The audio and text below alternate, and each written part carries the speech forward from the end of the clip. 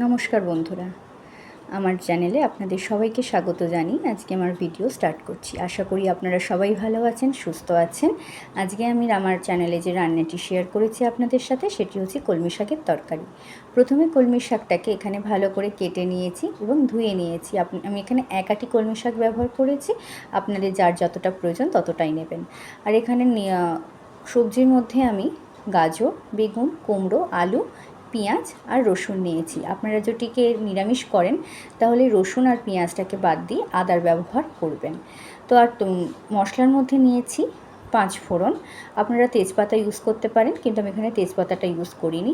হলুদ, সাদা জিরে গুঁড়ো, ধনের গুঁড়ো, লঙ্কার গুঁড়ো আর ঝালের জন্য ঝাল লঙ্কার গুঁড়ো, আর নুন চিনি হচ্ছে স্বাদ মতো আপনারা ব্যবহার করবেন।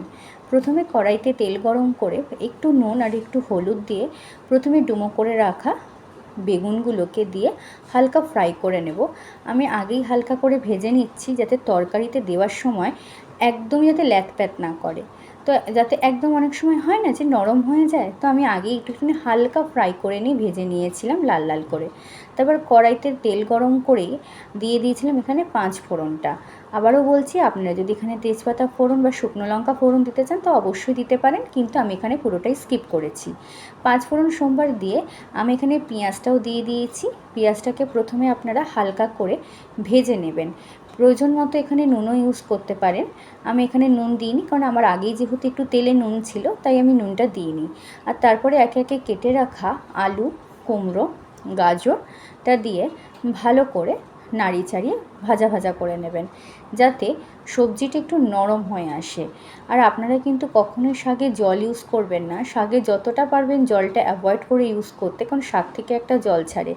এরপর একটু সামান্য নুন দিয়ে আমি ভালো করে দেখুন এটাকে কিন্তু একটু ভাজা ভাজা করে নিচ্ছি। এরপরে যখন ভালো করে নাড়িয়ে নেবেন তখন দিয়ে দেবেন থেঁতো করে রাখা রসুনটা। আমি থেঁতো করে রেখেছি, আপনারা বেটেও দিতে পারেন। আমি থেঁতো রসুনটাই দিচ্ছি, তাতে কি হয় রসুনের যে ফ্লেভারটা তাতে বেশি পাওয়া যায়। থেঁতো রসুনটা দিয়ে ভালো করে দিয়ে আমি নাড়াচাড়া করে ঢেকে দিয়েছিলাম 5 মিনিটের মতো। ঢেকে ঢাকনা খুলে আবারও ভালো করে নাড়িয়ে দেখবেন যাতে পোড়া ভাবটা না লেগে যায়। পোড়া ভাবটা লাগলে পরে কিন্তু খেতে টেস্ট হবে না। এবারে দিয়ে দিলাম সামান্য মতো হলুদ, আর যা যা মশলা নিয়েছিলাম সমস্ত মশলাটাই দিয়ে দিয়েছিলাম। আমি কিন্তু এখানে কোনো রকমভাবে গরম মশলা ইউজ করিনি। আপনারা যদি আপনাদের টেস্ট অনুযায়ী গরম মশলা দিতে চান তো দিতে পারেন। তারপর সামান্য অল্প জল দিয়ে ভালো করে ফুটিয়ে নাড়াচাড়া করে ওপর দিয়ে কলমি শাকটাকে দিয়ে দিচ্ছি। কলমি শাক দিয়ে ভালো করে নাড়িয়ে ওপর থেকে কিন্তু একটু নুন দিয়ে দেবেন। শাক থেকে জলটা ছাড়বে যখন, তখনই কিন্তু শাক তৈরি কিন্তু কমপ্লিট হয়ে যায়। আমি কিন্তু এখানে একদমই কিন্তু জল ইউজ করিনি, বারবার বলছি শাকের জলটা দিয়েই কিন্তু আমি সমস্ত কলমি শাকটাকে রান্না করেছি। দেখুন কেমন জলটা ছেড়েছে, একদম মাখা মাখা হয়ে এসছে। এবারে দিয়ে দিয়েছিলাম যখন জলটা ছেড়ে এসছে তখন ওপর থেকে বেগুন আর স্বাদ অনুসারে চিনিটা দিয়ে দিয়েছিলাম। এগুলো দিয়ে আবারও ভালো করে নাড়িয়ে চাড়িয়ে আপনারা 5 থেকে 6 মিনিটের মতো এটাকে ঢাকনা দিয়ে রেখে দেবেন।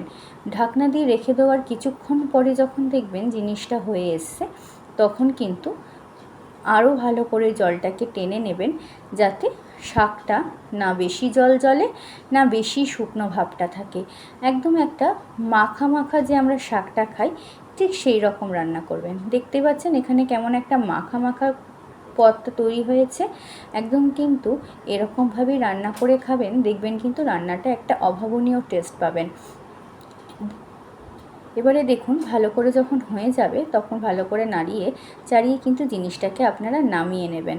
এখানে কিন্তু আমার পুরো কলমি শাকের রেসিপিটি একদমই তৈরি হয়ে গেছে। এই রকমভাবে আপনারা তৈরি করে খাবেন বাড়িতে। অবশ্যই ভালো লাগলে কিন্তু আমাকে জানাবেন কমেন্ট বক্সে। অবশ্যই আমার চ্যানেলটিকে লাইক শেয়ার করবেন, আর আপনাদের পাশে থাকা আমার এই চ্যানেলটিকে এগিয়ে নিয়ে যাওয়ার একটা প্রেরণা যোগায়। আশা করি আপনারা আমার পাশে থাকবেন আর আমার চ্যানেলটিকে সাবস্ক্রাইব করে রাখবেন। আজকের মতো এখানেই টাটা।